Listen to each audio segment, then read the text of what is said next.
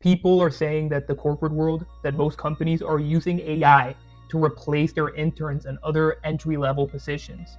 And I mean, it's true.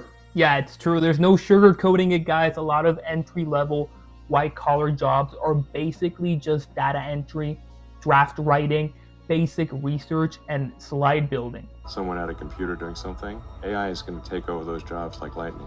This is why the job market is so brutal right now. Entry level has become way too selective, with companies basically hiring from only a small number of target schools or hiring previously trained people at best.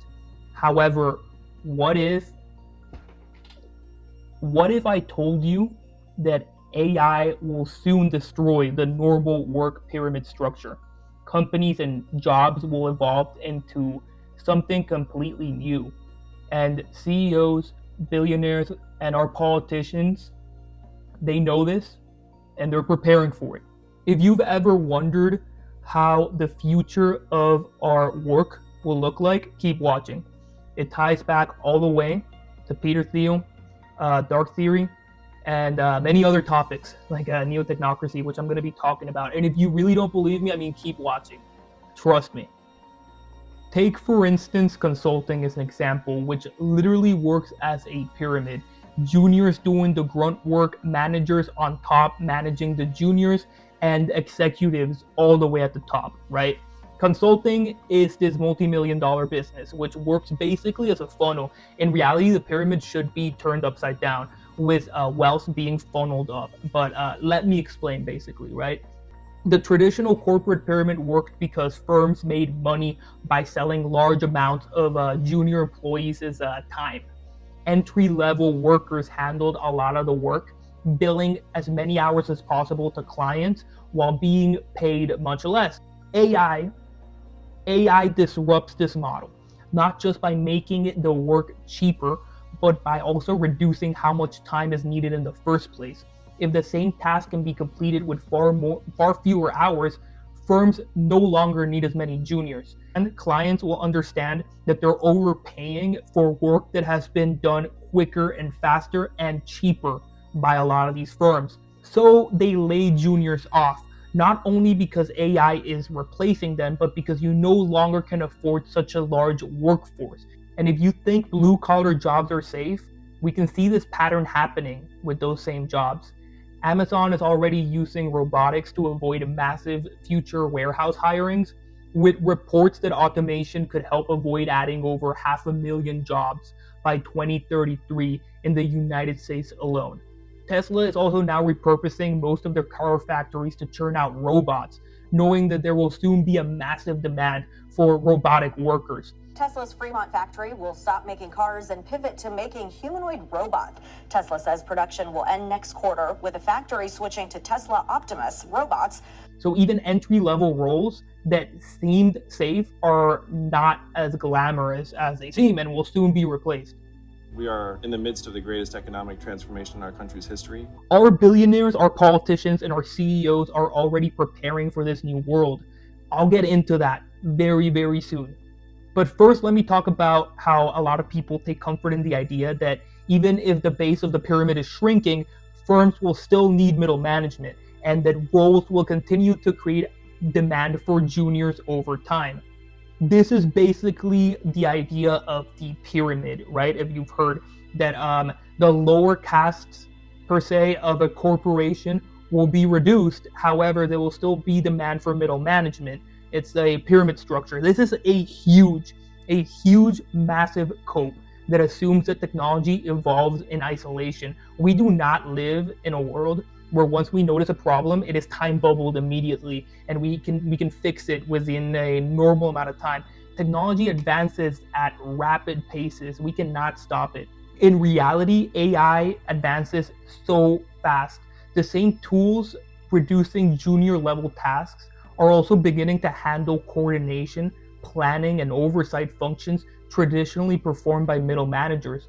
All those project manager jobs, all those manager jobs in general, will soon be a thing of the past.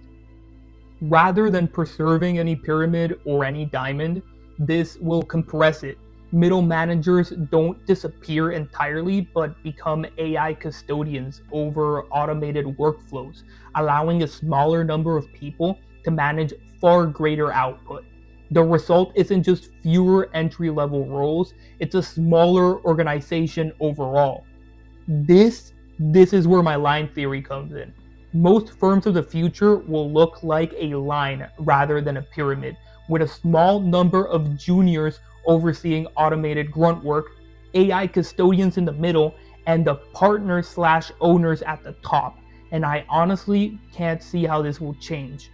In the future, you'll likely see most firms be boutique outfits made up of a handful of people who provide fitted services to larger corporations or for governments, with entry-level jobs only given to folks with ties to the owners or partners of the firm, or to people who pay for the privilege, to pay to be given the opportunity to eventually become an AI custodian, or what we call now middle management. This line theory will soon be our future. This reality is what has made many politicians, CEOs, and tech billionaires adopt a new philosophy, the Dark Enlightenment.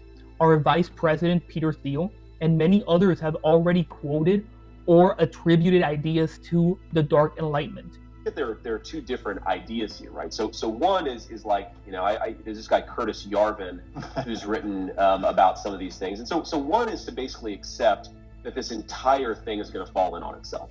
Basically, the idea for a workforce is that as humanity naturally shrinks, as the West has fewer kids, AI will take over more and more of human function as people become less important to the daily functions of life.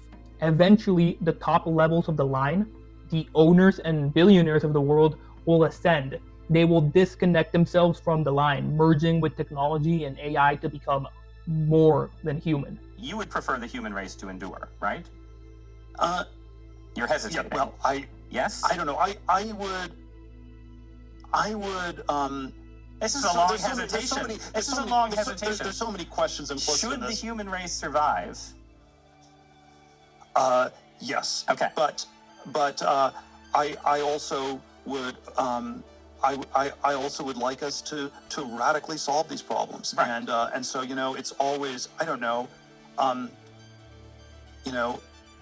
transhumanism is this, the ideal is this radical transformation where your human natural body gets transformed into an immortal body.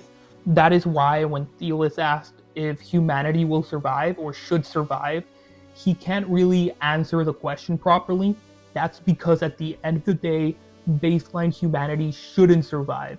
Not in their minds, rather a new combine of technology and human, a cyborg race of humanity that will ascend. To me, that a number of people deeply involved in artificial intelligence see it as a kind of mechanism for transhumanism, for transcendence of our mortal flesh, and either some kind of creation of a successor species or some kind of merger of mind and machine. But yeah, I'll get into the Dark Enlightenment and how it's a form of neo-technocracy and how Thiel and Karp are actually not working together, which is all very interesting. And if you like my content, subscribe and like. It helps out a ton to know that people are interested in this and people are being awakened to what's going on. So yeah, bye-bye.